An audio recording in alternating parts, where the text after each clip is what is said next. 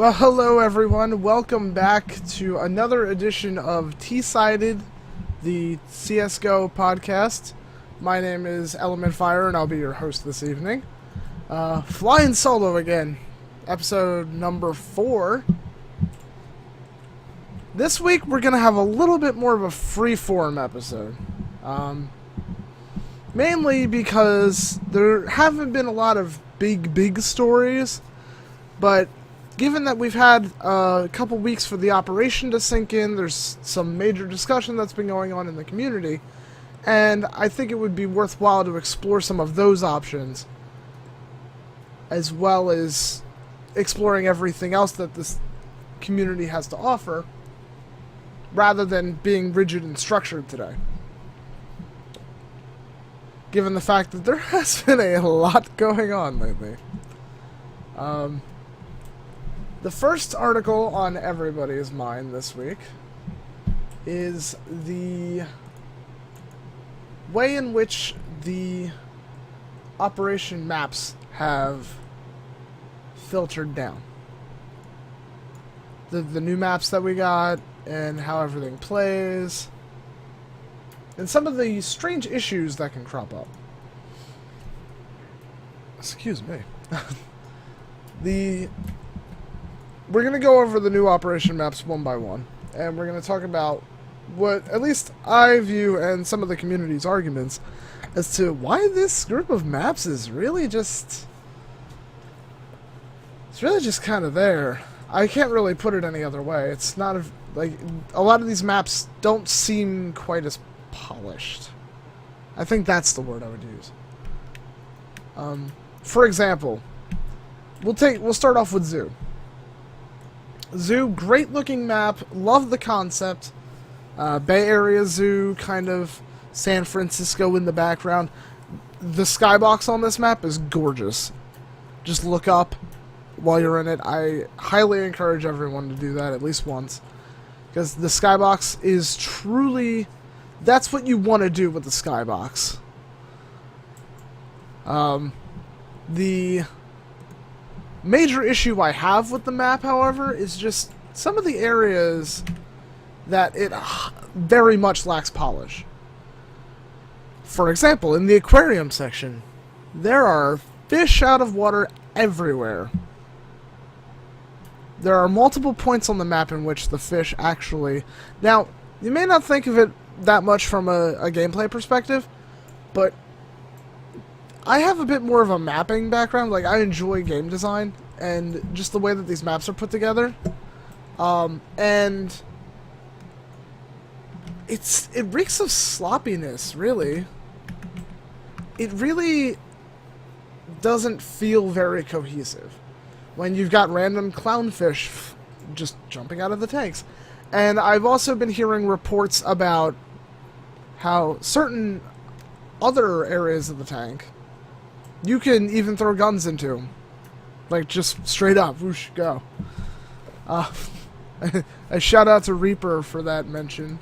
I haven't been extensively testing the things that you can do with these maps as much as others have. But that's just Zoo.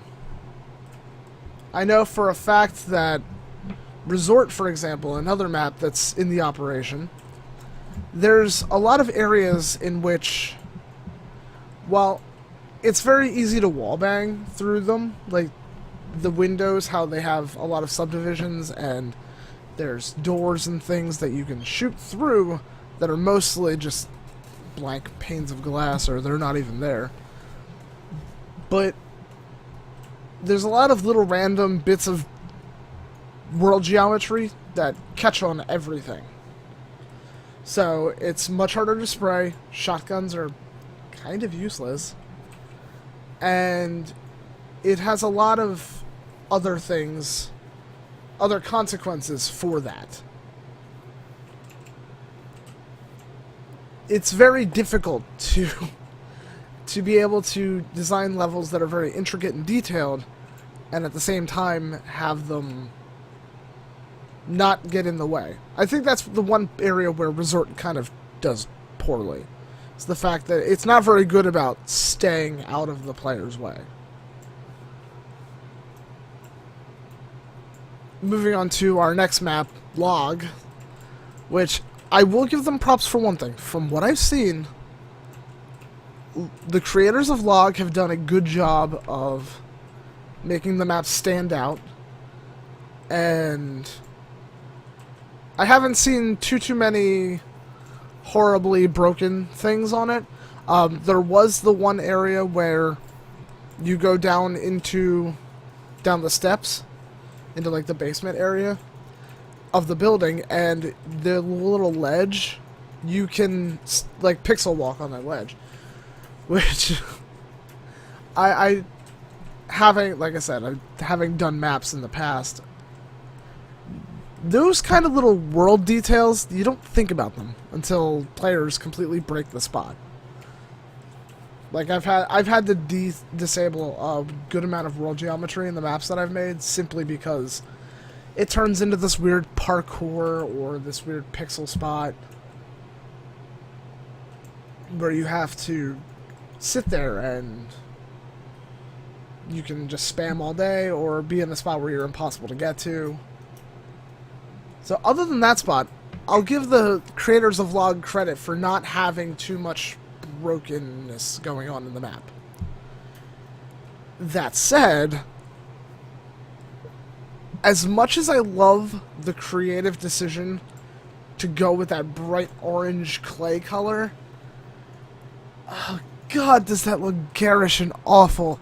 Like, it like, on the one hand, I have to applaud it for being so different from Counter-Strike.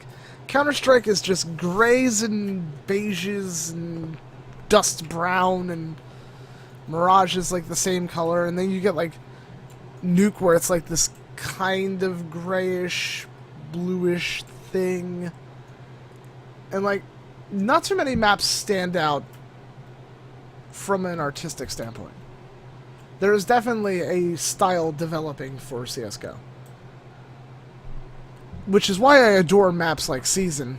That just kind of completely buck the trend to go for really unique color schemes and like the stark white and the cleanliness of a Japanese corporation. It's very refreshing. And then you get a map like Log where it's just like this garish orange color mixed with green rainforest and the wood logs everywhere. By the way, that brings me to a point. Something just for everybody to consider. Guys, please, for the love of God, put landmarks in your maps.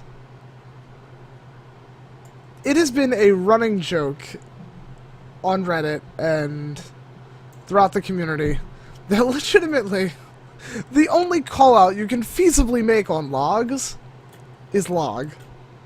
You're like, oh, it's on Log. Or, okay, there's the one area that's like the tractor, but logs. Just everywhere, logs. Same thing with Rails, honestly. Everything's a fucking connector. You've got little area connector, and there's like 16 connectors to go between the little areas. Like, by the way, that reminds me about Rails.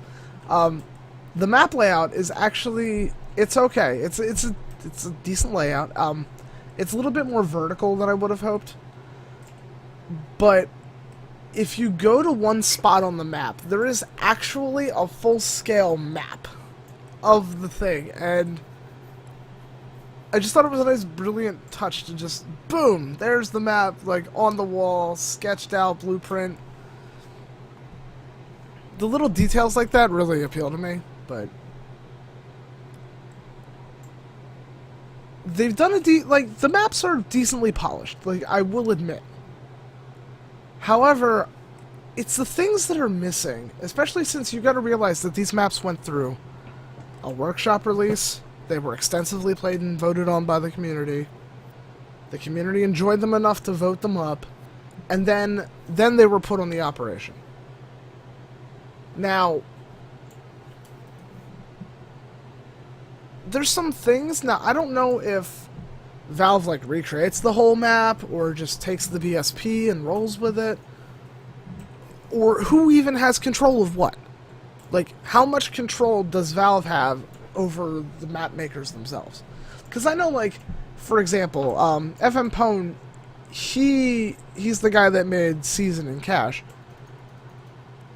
He has some control over making changes to Cache, from what I can tell.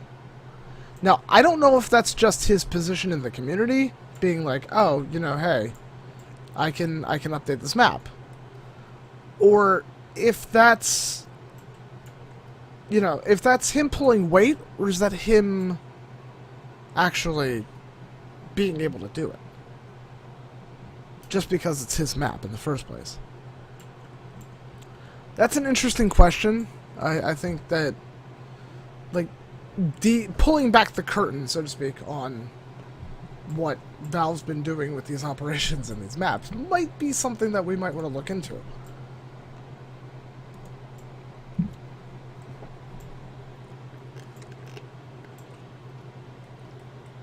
Sorry, for some reason my voice is just there. I can feel it, like. But onto my favorite piece of news for this week. And the one part where everybody and their mother is going to be like, oh, dude, this, like, GG, game over. The biggest news article of the week. In my mind, at least. Right there for everybody playing at home. I'm riding a bear. The Reddit CSGO Map Core Mapping Contest. Charlie, I'm riding a bear. And Tina is riding a bear in Lego Worlds. Fan-freaking-tastic. I'm riding a fucking bear. Ladies and gentlemen, living next door to your... living in the same room as your fiance. So this contest is for new map makers. If you've been featured in an operation, your work cannot be done. Like, you cannot submit it. And it is open to everyone who has not been in an operation, as long as your map is an original composition, has not been a CSGO layout before.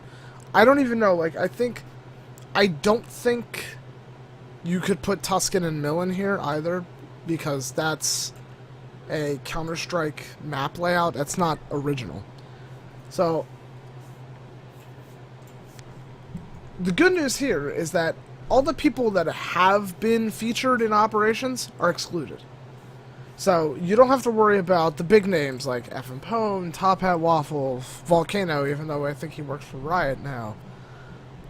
Oh yeah, no. It says right there in additional rules, the layout must not have appeared in any prior version of Counter-Strike. So, my whole gripe with this is that it's a 2-month-long contest, technically like 3 months, that is aimed at new map makers, yet you only have 3 months to learn and make good use of the editor. Which means that largely, I think the major complaint that everyone has about it is that if you haven't had a map sitting in your back pocket already, you're at a huge disadvantage for this. Thankfully for me, I've had a map that I've been working on. I haven't been doing it as strenuously lately, but I have had something that I've been sitting on, that working with and trying to deal with. So, I'm not in that bad of a position, but a lot of people I know are, and if this contest is supposed to appeal to new map makers, I don't know how much of it's new map makers or just people that aren't... Like, I don't know if they're just trying to draw more people into map making, or if they're just trying to draw them out of hiding. I think that seems to be more of the goal with this. And to be fair, it's working. The top prize, first place as far as the map making contest is concerned. First prize is $500 plus a swag bag from MapCore, along with a CSGO poster, lanyard, vinyl sticker, and a mouse from Valve. And if that wasn't enough of a prize for first place, Sivo has graciously agreed to host the winning map in their pug rotation for 1 month. Means you get 1 month of free publicity as a map maker to be able to get your work out there into the public eye and get some notoriety for it. Now, monetary prizes go first, second, and third. It's 500 for first, 150 for second, 50 for third, and the only two that get the swag bag are first and fourth. So they're gonna take everybody's maps and then they're gonna cut them down to a top 4, and then from there, I think that the real cool part of this is that, if I read it correctly,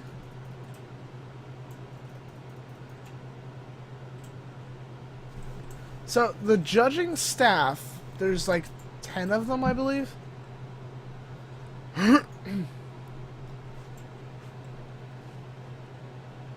Each judge will vote on their 4 favorite maps. At some point later, the judges and guest judges will all rate the top 4 finalist maps. I believe that the top 4... I believe that the top 4 maps actually... You enter your map, and then from there... the maps are judged, and then I think the top 4, get a chance. Yeah, mappers have 2 weeks after the 4 maps have been announced. So they'll be announced. r/Global Offensive, the subreddit, will be given some time to run them through their paces, and then once all 4 maps have been tested and talked about by the community, the mappers will have 2 weeks to then finish their maps based on community feedback, and then they'll come back with the final decision.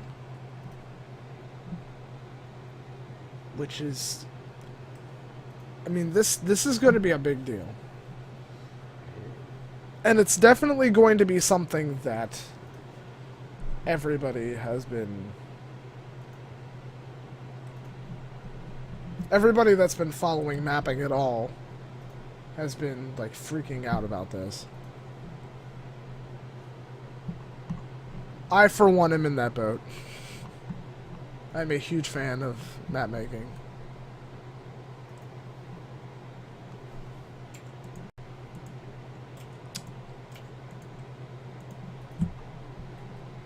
But I'm excited to see what the community offers. Thankfully, you're not alone. There is a Reddit will test your maps Tuesday evenings as part of their community nights. So if you want to submit your map for testing, you can go do that. The community will run it through its paces, and then they'll come back to you with feedback. That way you can make sure that there's some time for you to edit everything after they make their suggestions. And thankfully, the maps aren't going to be voted on exclusively by the community like most mapping contests. Most of them get cut to a final 10, and then the community just votes. This one, thankfully, is going to be sticking to professional judges that are going to be able to rate the map on its technical aspects, rather than it becoming a popularity contest for those with the biggest platform. I'm not sure about submissions that were used in other contests. I'm not sure how that ruling goes. I'm pretty sure that it wouldn't be the same thing, but I can't imagine that it would do anything otherwise.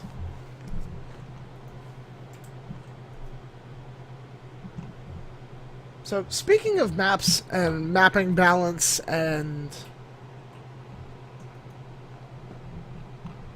everything of that sort, I would like to talk about one final operation topic, which is the fact that Operation Bloodhound has really highlighted the need for people to be able to play maps other than Dust 2. I mean, let's be real. Trying to play a casual mission in Bloodhound is literally like saying, let's play casual, active duty Dust 2 group. And I'm not sure what it is. I really don't know what it is.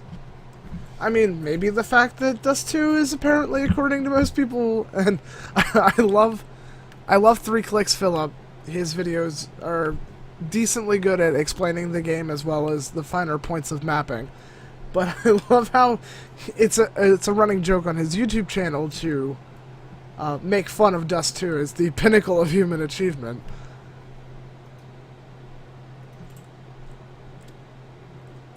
I gotten into a couple games and I can't do it, guys. I really can't. I can't incessantly play nothing but Dust 2. I really can't. Like, there are so many good maps in this game, and there's so much potential for people to have fun and just go nuts with other maps. I can't do it. I can't play Dust 2 like that. So, for today's tip, speaking of segues, today's matchmaking tip, I'm going to give you guys a very blunt tip, and hopefully this gets through well. Queue for something other than Dust 2, please. Just do it. Try it. Try a new map. And if you've been playing maps other than Dust 2, congratulations! You're like the other 5% of the community. But this applies to you as well. Try a new map. Get in there, figure out the callouts. If you're a little unfamiliar with things, there's generally a little thing up in the right-hand corner, or in the left-hand corner, above the mini-map that'll let you know the area of the map you're in. Although, in my experience, I found that players very rarely actually use those callouts.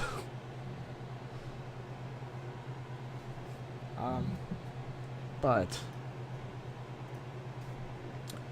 try some. I mean, plenty of other maps in this game are really good. Overpass is good. Cobblestone. I actually really enjoy Cobblestone after the changes that they made. There's a lot of... Cobblestone is a really good example of how much you can change a map and not have it be completely and utterly broken beyond repair. It's really a testament to the fact that you can make sweeping changes. Like, move the crate 5 units over. It's not going to break the game. See what works and what doesn't. It's good to experiment. But Cache is a really good map as well. Get into some of the operation maps. I know I just spent like 10 minutes shitting on each individual operation map. But everything's got their... Everything's got their own merit. And at least in the active duty group, each map teaches you about something different about the game, in my opinion. Mirage is a lot more about strategy, and I think Mirage, out of most of the maps, has the most smokes that you can throw easily, like on T side. But it also teaches you a very important lesson about mid control, which Dust 2 does not.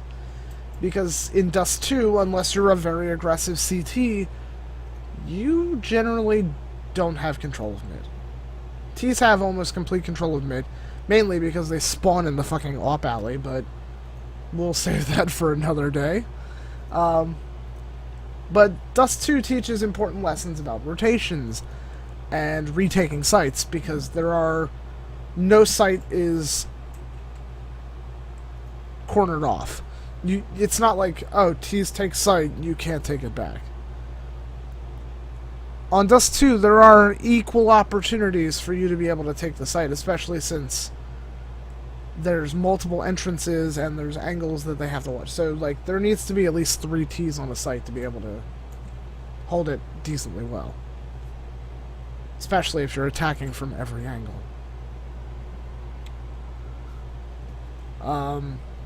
But every map brings something different to the table, and if you can learn to work little bits and pieces from each of those maps and figure out the little quirks, it'll give you a much better understanding of the game overall. And it'll definitely teach you a thing or two you might not have known before.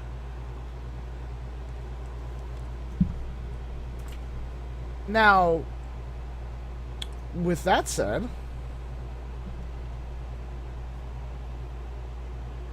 I'm going to open up the floor. And we're going to check the mailbag.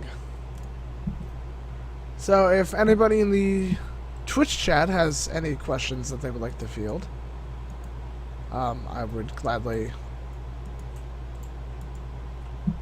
take some answers. And we checking the good email bag.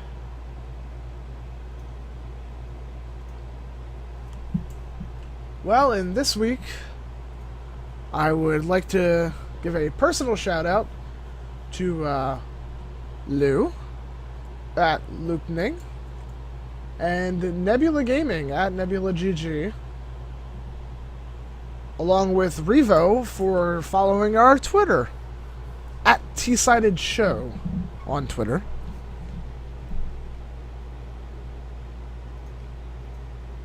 Thankfully, this shows up on my feed, so I can just click hey. Also, just a little bit of show news for those of you playing at home. I have not forgotten about getting the show up on iTunes. Having a little bit of difficulty since we're still working on the server and the website. It is a work in progress. And as soon as I get everything set up, I promise you guys, as soon as we get everything together, I will be able to and willing to put the show on audio formats. What was that? Is it soon, TM? Soon TM, yes. In Blizzard time. I also wanted to share with you a quick little story. And I know this isn't exactly Counter-Strike related. But this week that just passed, Riot Games has announced that they're doing the North American Finals for the League Championship Series in Madison Square Garden in New York City. As a CSGO fan, you may be thinking to yourself, well, what does this have to do with me? Exactly, thank you, Tina. What does this have to do with me and my CSGO? And for every ounce of envy that people display for one reason or another, this is a huge step. Love or hate League of Legends and love or hate Riot.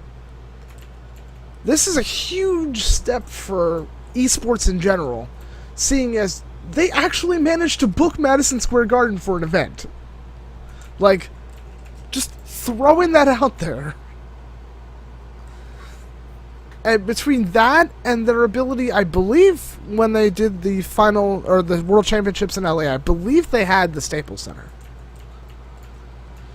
So now we're talking physical sporting venues that are being sold out for esports. I mean, us in NA, we had a taste of this earlier, or like very early in the year with the X Games Aspen, where Counter-Strike got into an X Games.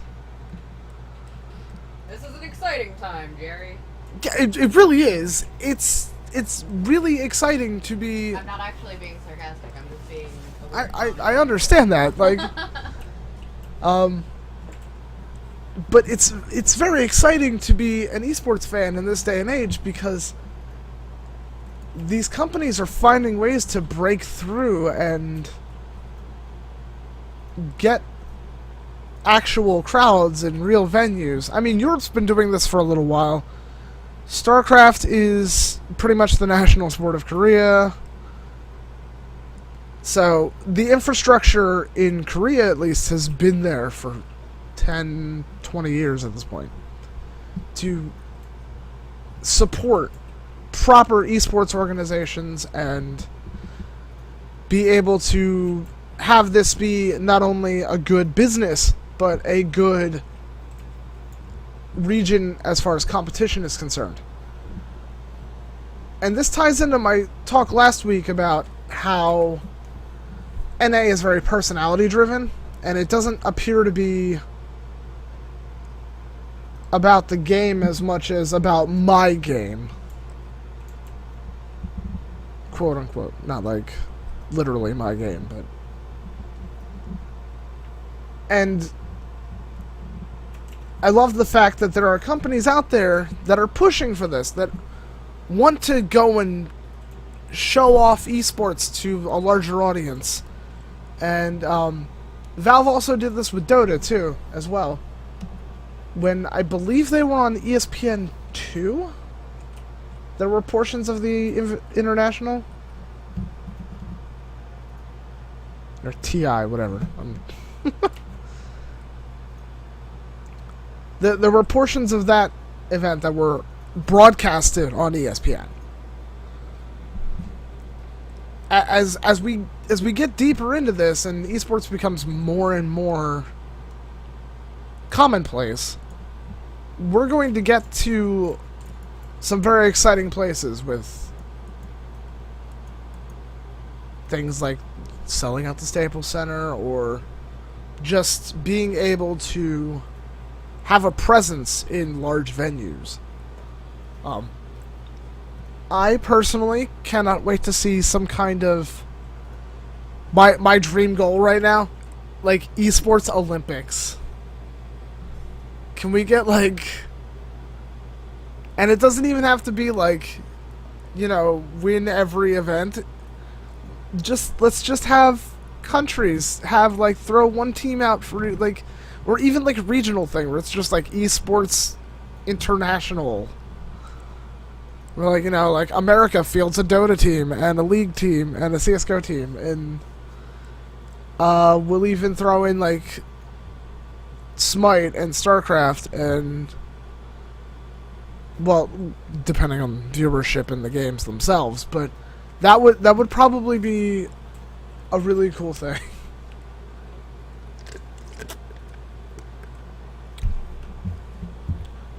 I should do like a Jerry Springer final thought kind of thing.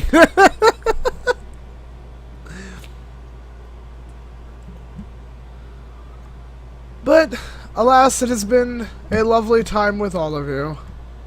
And it's time for me to say goodnight. On behalf of everybody on the Facebook page, facebook.com/tsided-show, as well as our Twitter account, @tsided-show, and our YouTube, where we are t-sided. You'll find all of our episodes there. And last but not least, our email, tsidedshow@gmail.com. I am Element Fire, and thanks for watching. Derp face. That's what that was. That was derp face and a half.